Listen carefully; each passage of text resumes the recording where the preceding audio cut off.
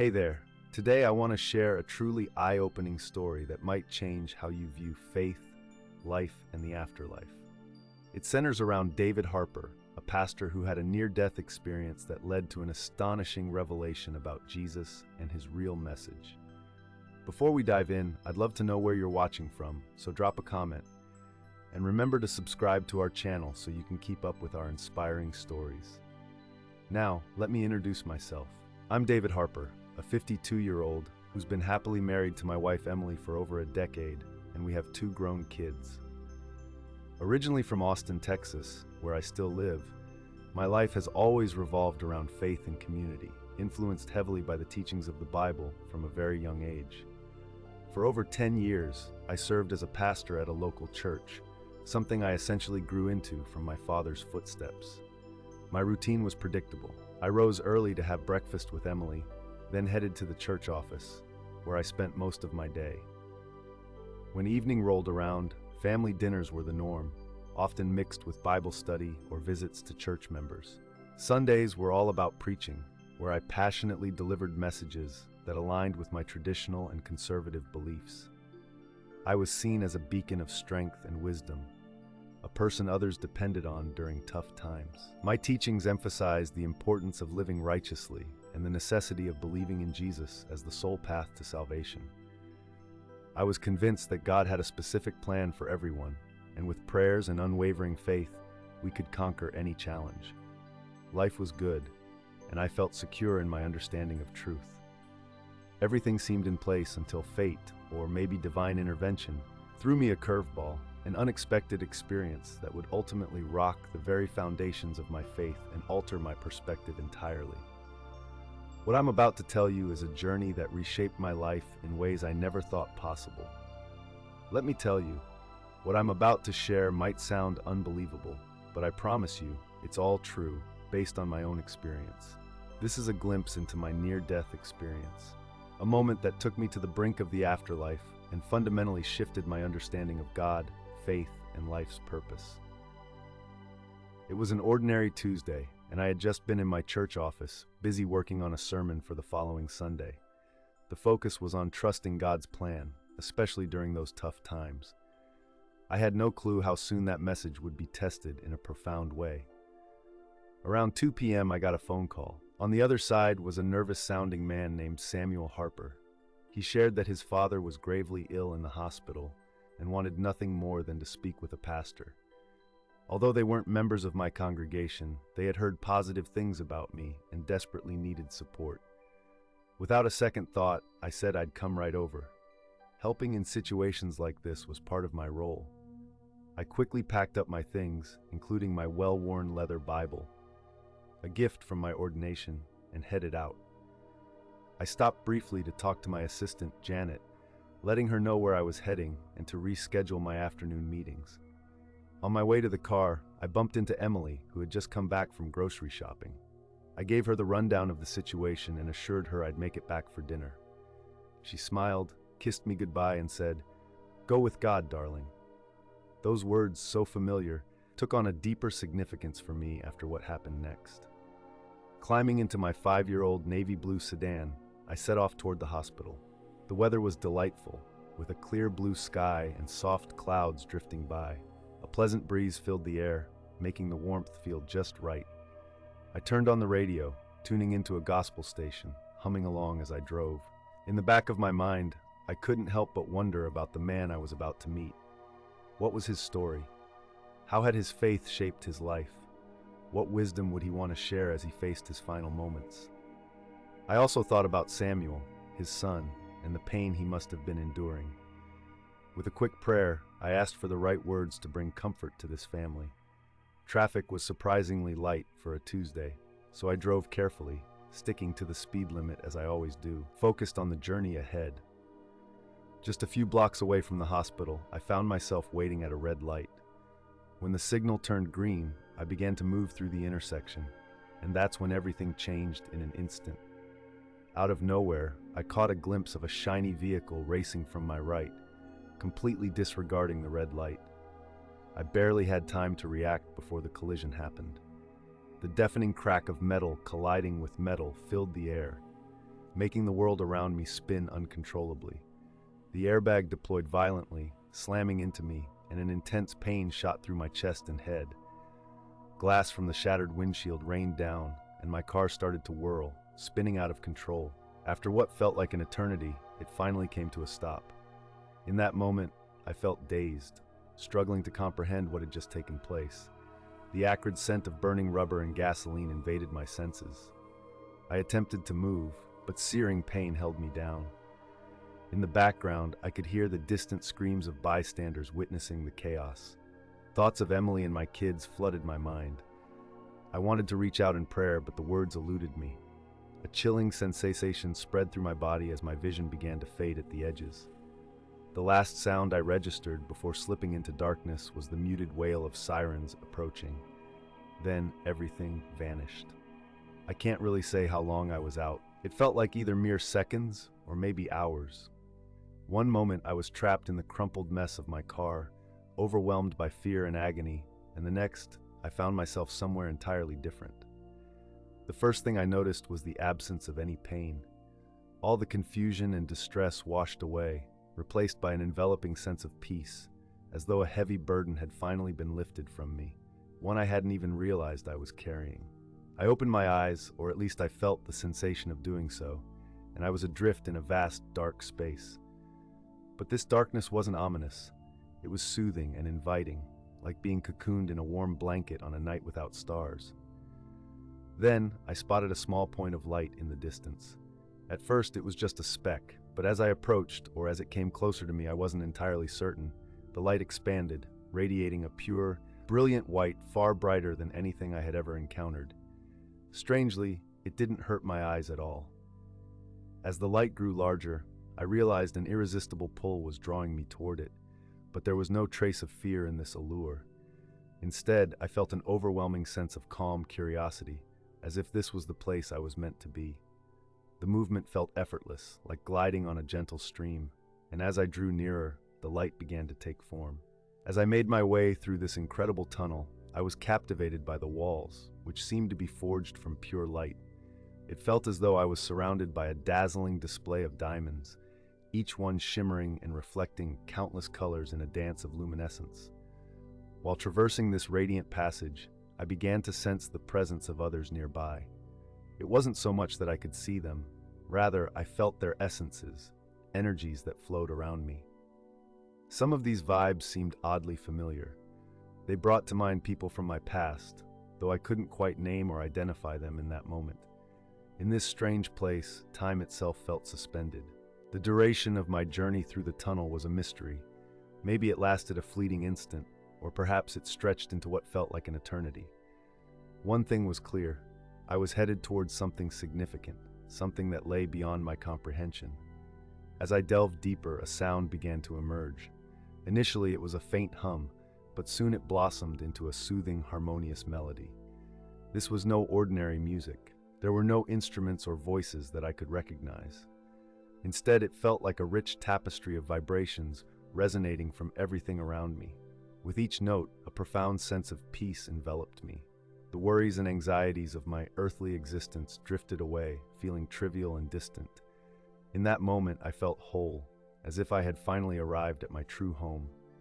As I neared the exit of the tunnel, the light intensified. A warm, loving glow wrapped around me like a comforting embrace, radiating pure, unconditional love, something that transcended all human experiences.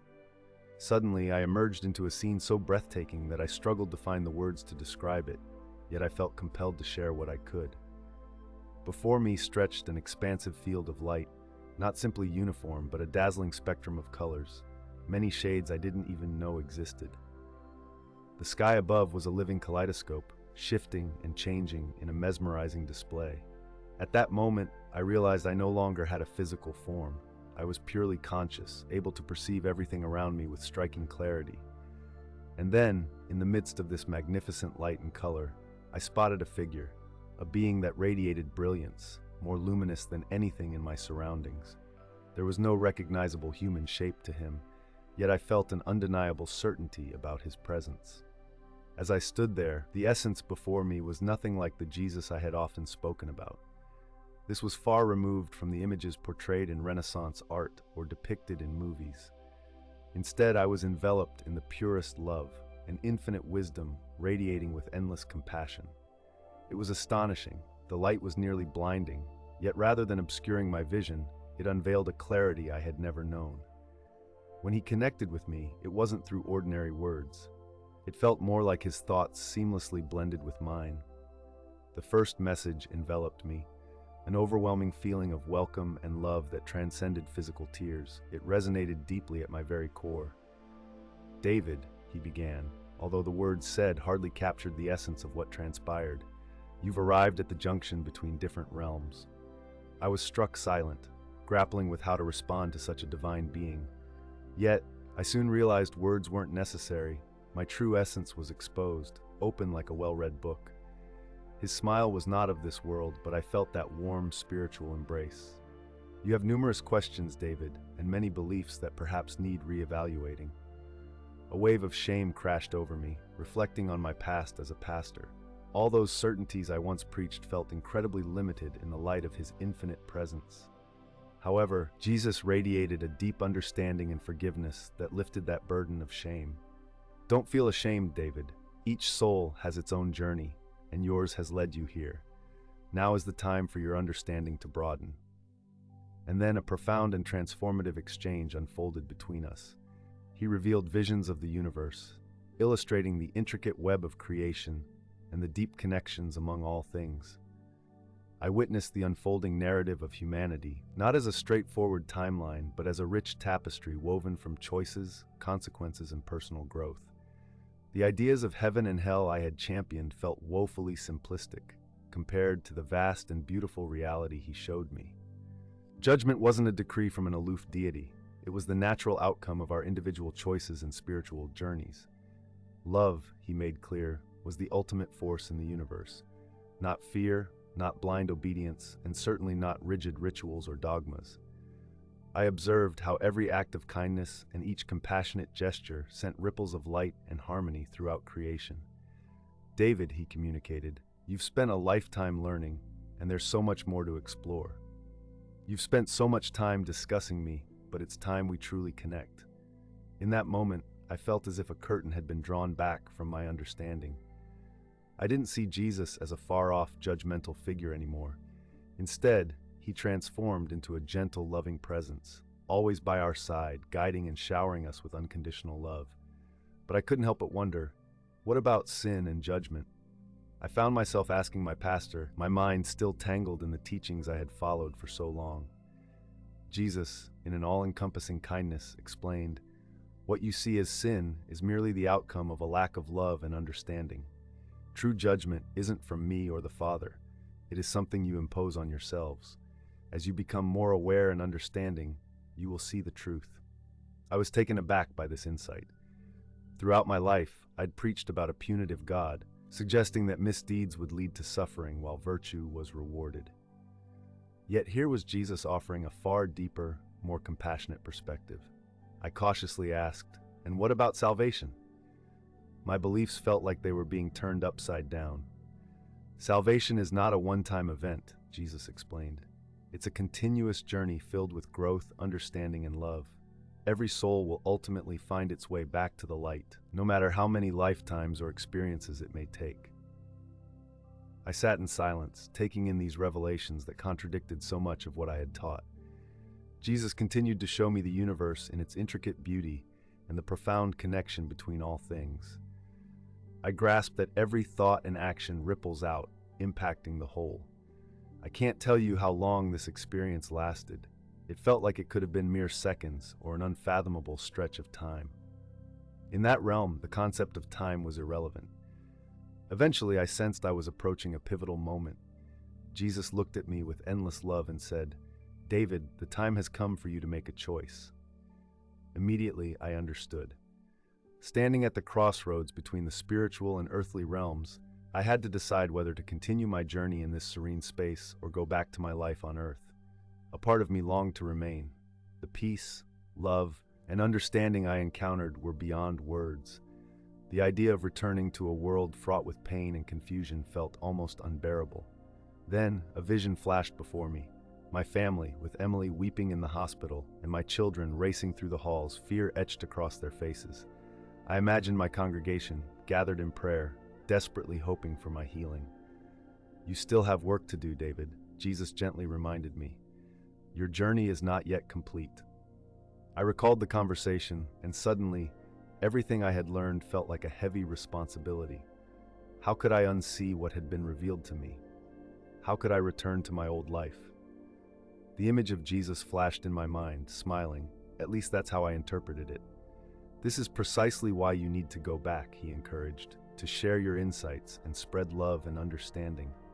In that moment, clarity hit me. My journey wasn't just for my own enlightenment.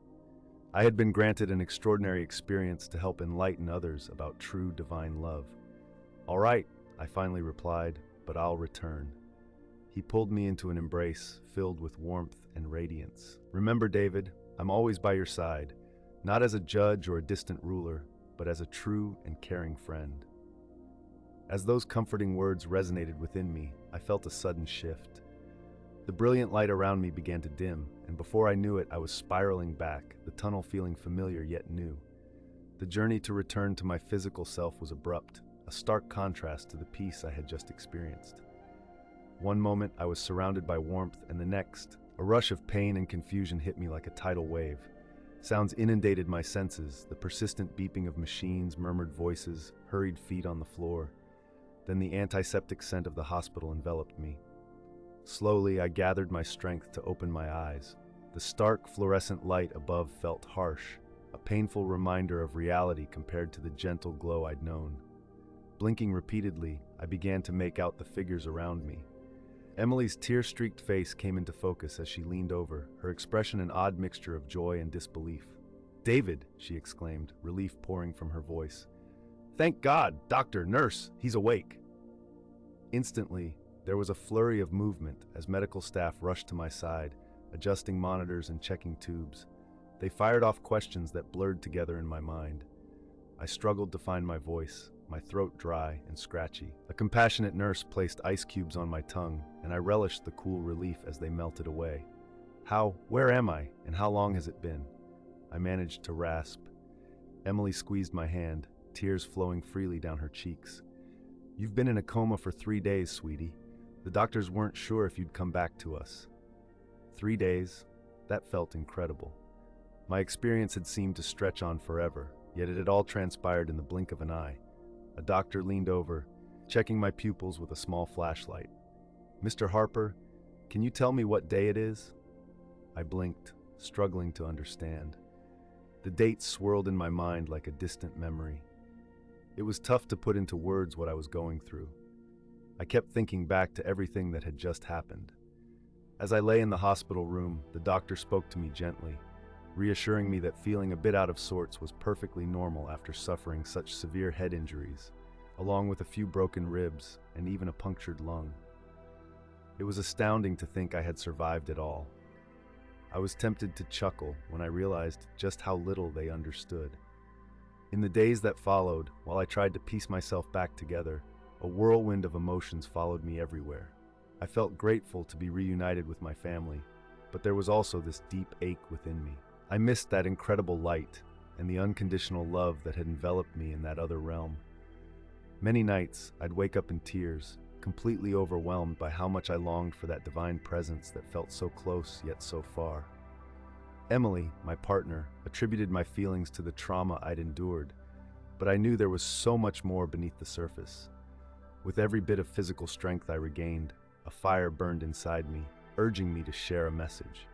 I had a new perspective on divine love that I felt compelled to express. But then again, I wrestled with how to articulate such an extraordinary experience to those around me. Turning my transcendental visit into relatable words felt like an impossible task. As I navigated this slow, often painful recovery in the hospital, complete with surgeries, physical therapy sessions, and countless tests, I realized that the battles I faced weren't just physical. My mind and spirit were struggling to adapt to this new world filled with its own restrictions and hurdles. Every time I rested, flashes of that divine light and love flooded my memories, reminding me of the intense presence of Jesus, so vibrant and alive. Yet here I was, back in a reality that felt mundane by comparison.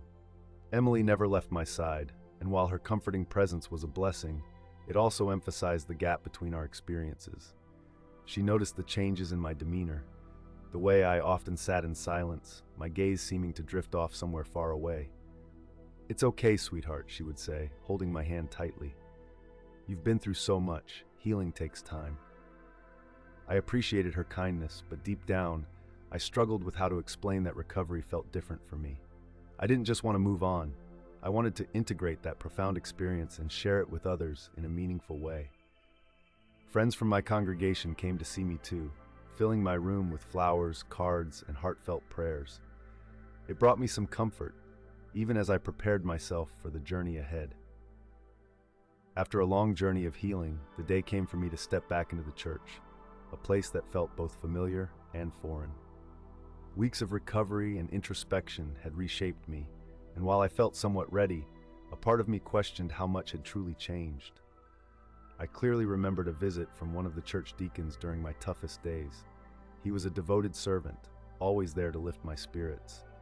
Sitting beside my hospital bed, tears brimming in his eyes, he exclaimed, "Pastor, thank the Lord for bringing you back. It must be our prayers that saved you."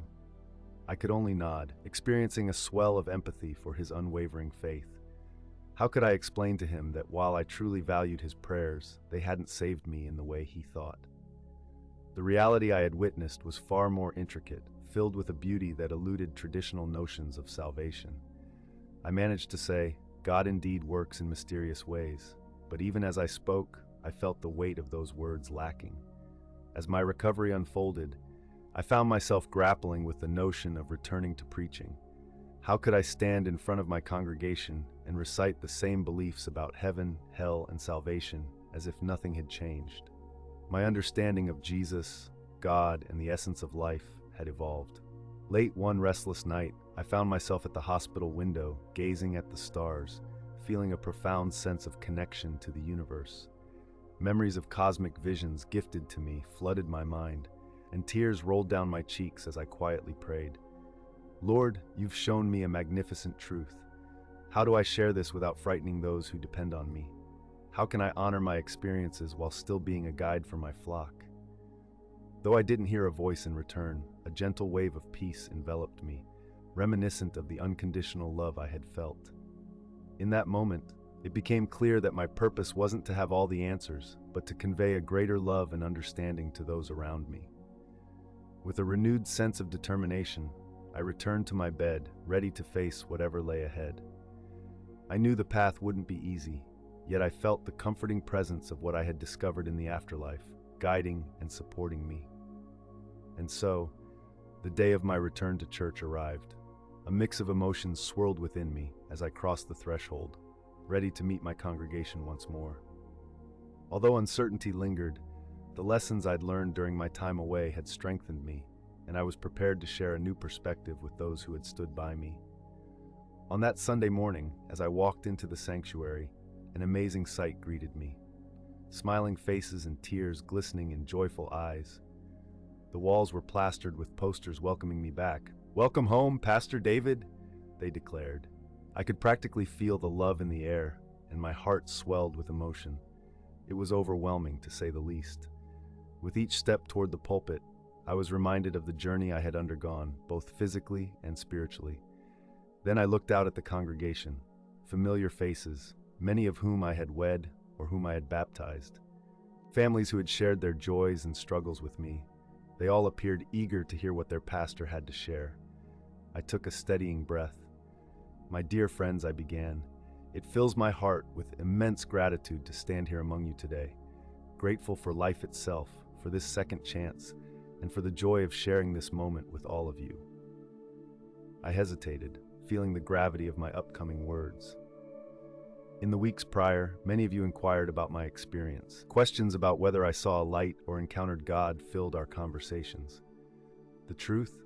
Yes, I did have a remarkable and transformative experience, but nothing like the traditional sermons I've delivered before. I noticed looks of curiosity and even a bit of confusion settling over the crowd as I spoke. I discovered a love that is so boundless and unconditional, it reshapes our limited views of God, I continued. The universe is more expansive and more magnificent than we can even fathom. Our spiritual paths are incredibly intricate and beautiful, far beyond the simple binaries of salvation and condemnation. A wave of murmurs rolled through the audience.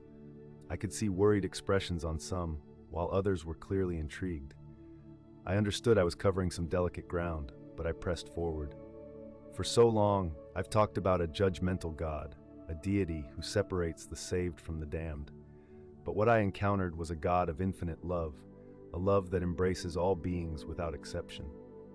Looking out, I caught sight of Deacon Johnson, a steadfast supporter of my ministry, who wore a look of disapproval.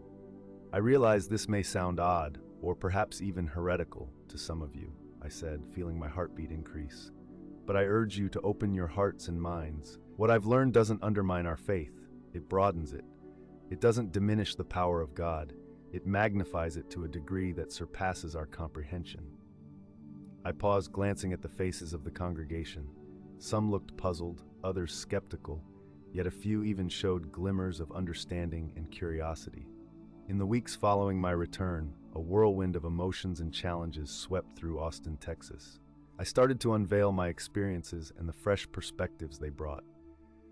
Reactions from both the congregation and the wider community were a mixed bag, with intensity in every direction. Some church members welcomed my insights, finding them as a chance to deepen their faith. Sarah, a vibrant young mother who has always played an active role in the church, approached me after a sermon with a sparkle in her eye. "David," she said enthusiastically, "your words are giving my faith a new breath. I always sensed there was something more, and now it's starting to click." However, not everyone was on board. In contrast, the more traditional members were quite unsettled by the shifts in my teachings. I knew this would not be an easy path. Deacon Johnson, in particular, seemed troubled by my new direction. He made it clear that he wanted to have a serious chat. "David Harper," he said with a grave tone, "we need to discuss the content of your sermon. I'm worried about where this is going." I nodded in response, recognizing that this was just the start of what I'd be tackling. The first Sunday after my return ended with a prayer filled with hope and a request for open hearts, which I really hope resonated with the congregation. When I finished and said amen, silence hung in the air for a moment before hesitant applause broke out. Afterward, as I stood at the door greeting everyone, I sensed a blend of emotions around me. Some folks welcomed me back with open arms, expressing their happiness. Others, though, appeared distant and avoided eye contact. One sweet elderly lady grasped my hands tightly, tears shimmering in her eyes. "Pastor, I didn't get everything you said today, but something felt different, something good," she confessed. In that moment, I felt a hint of what I had experienced before, a deep sense of peace and love that reassured me I was on the right path. Once the last member left, I closed the church doors and plopped down on the front pew. I was worn out, but held on to a renewed sense of purpose. I realized that challenging deeply ingrained beliefs in a community like ours wouldn't be straightforward. But as I sat in the quiet of the empty sanctuary, I could almost hear that gentle voice urging me, "Keep sharing the love." Leaving the church that day, it dawned on me that my true journey was just starting, and I was eager to see where it would lead. At a recent meeting of the church council, things got pretty heated. David Harper, in front of everyone, voiced his strong concerns about our pastor. He claimed that I was straying dangerously from our established beliefs, suggesting that I was leading our community into confusion, maybe even misguiding them. You could cut the tension with a knife. It was evident that the congregation was split. Families who used to sit close to each other in the pews now had different views about me and my teachings. There were Sundays when I'd scan the room and notice some familiar faces missing. Some members had decided not to come back, which was disheartening. But curiously, with every person who left, another seemed to find their way to us. I began to see new faces in the crowd, people intrigued by my journey. Among them were individuals who had previously distanced themselves from the church, feeling disillusioned by traditional practices. Then there were those who had always sought spirituality outside conventional settings. One Sunday sticks out in my mind. After the service, a man approached me. He looked emotional. With tears in his eyes, he confided, "Pastor, I walked away from the church years ago. I couldn't accept a God who was punishing and judgmental. But what you've been describing, a God of unconditional love, strikes a chord deep within me." Those moments were my lifeline, motivating me to keep going, despite the mounting controversy. Yet the pressure was taking its toll. I found myself staring at the ceiling during sleepless nights, caught between staying true to my beliefs and not losing touch with those still rooted in tradition. Emily, my wife, was my unwavering support during this tumultuous time. Although she grappled with my transformational journey herself, her love for me never faltered. One night, as I sat at our kitchen table, feeling utterly defeated, she lovingly placed her hand on my shoulder. "David," she said softly, "I see how much this is weighing on you, but you seem more alive and more in love than I've ever seen. Whatever happens, you're following your heart and your conscience. Your words are healing for my restless spirit." Her kindness filled me with gratitude, and I couldn't help but marvel at the depth of human love, an echo of the divine love that connects us all. As time went on, I noticed something shifting, not just within the congregation, but also within myself. The rigid boundaries of dogma that had once defined my faith were beginning to fade away, making room for a more flexible and compassionate approach to spirituality. My sermons transformed. They became less about rules and judgment and more focused on love and compassion. Reflecting on my life years after that life-altering experience, I can't help but marvel at the incredible shifts that have taken place. What was once a near-fatal accident has gifted me a renewed existence, fresh insights, and a clearer sense of purpose. Take a moment to think about it. My church, which used to strictly adhere to rigid doctrines and literal biblical interpretations, has blossomed into a welcoming spiritual community. It's open to anyone and everyone, no matter their background or beliefs. Now our services blend the familiar prayers and hymns with meditation, lively discussions, and even sacred dances. Quite the mix, right? Sure, the road hasn't been smooth. We faced our fair share of departures, individuals who found it hard to accept the way things were evolving. I remember Deacon Smith and some other church leaders deciding to split off and start a congregation aligned with their traditional views. Those moments were tough, but I get it. Embracing change can be a challenge, especially when it disrupts long-held beliefs. Then there was that unexpected phone call, about a year after I returned home. I was tucked away in my office when a producer from a well-known national radio program reached out. They wanted to chat about the journey my church had taken and the transformations I had experienced. Can you believe it? As I hung up, my heart raced with both thrill and a bit of anxiety. This was my chance to share our story with a much wider audience. I paused to gaze out my window at the sunset, the sky ablaze with colors that reminded me of the indescribable light I encountered during my near-death experience. That moment filled me with warmth, knowing I was on the right path, doing exactly what I was meant to do. Incorporating insights from diverse spiritual traditions has changed my outlook. I once had my doubts about meditation and reflective practices, but now they play a central role in our church life. Yes, not everyone embraced these changes. Some people felt it strayed too far from what they believed to be the true faith. However, many others have joined us, drawn by our message of love and acceptance. Looking back, the transformation is ongoing, and it feels like we're just getting started. My journey is far from complete, and I'm excited to see where it leads next. You know, it's funny how life can take unexpected turns. When I embarked on this spiritual journey, I had no clue where it would lead me.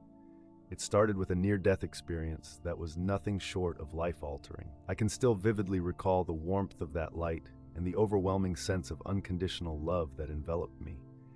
That feeling has stayed with me, serving as a constant reminder of the beauty and vastness of the spiritual world around us. Initially, I wasn't sure what to do with my newfound insights.